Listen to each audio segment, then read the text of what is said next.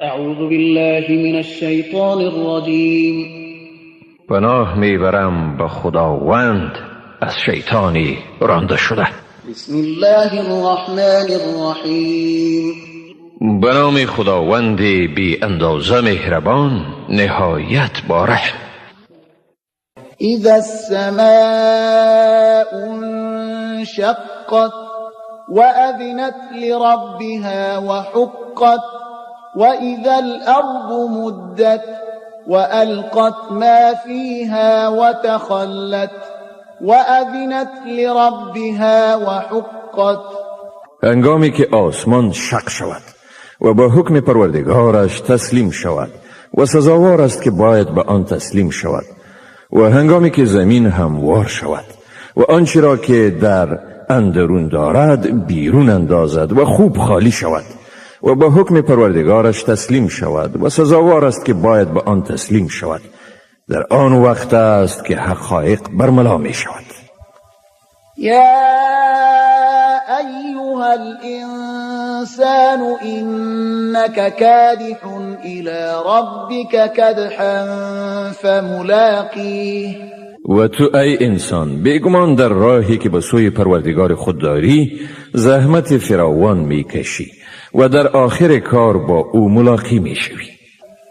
فاما من اوتی کتابه بیمینه فسوف یحاسب حسابا یسیرا وینقلب الى اهله مسرورا. پس کسی که نامه اعمال او به دست راستش داده شد با او به زودی و آسانی حساب می شود و به خوشی به سوی کسان خود برمی گردد.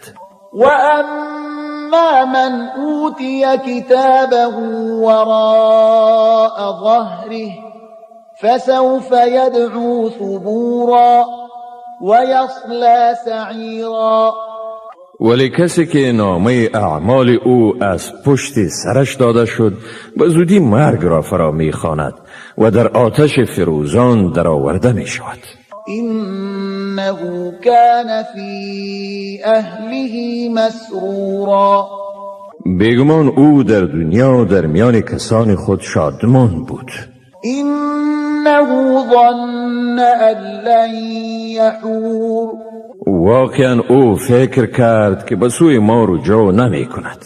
بلا ان ربه کان به بصیرا.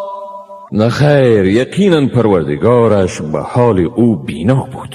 فلا اقسم بالشفق واللیل وما وسق والقمر اذا اتسق لتركبن طبقا عن طبق.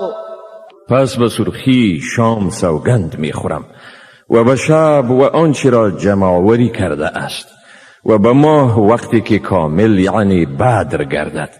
بیگمان هر یک شما از مرحله به مرحله دیگر وارد می شوید. فما لهم لا یؤمنون وإذا قرئ عليهم القرآن لا يسجدون بل الذين كفروا يكذبون. پس چی شده است ایشان را که ایمان نمی آورند و هنگامی که قرآن به ایشان خوانده می شود سجده نمی کنند، بلکه کافران پیوسته آن را تکذیب می کنند. والله اعلم بما یوعون فبشرهم بعذاب أليم إلا الذين آمنوا وعملوا الصالحات لهم أجر غير ممنون. و خداوند به آنچه با خود دارند داناتر است، یعنی به اسرار نهانیشان آگاست. پس ایشان را به عذاب دردناک بشارت ده، جز آنانی که ایمان آوردند و اعمال شایسته انجام دادند. برای ایشان مزدی است همیشگی که هرگز به آخر نمی رسد. صدق الله العظیم. خداوند راستگوی بزرگ است.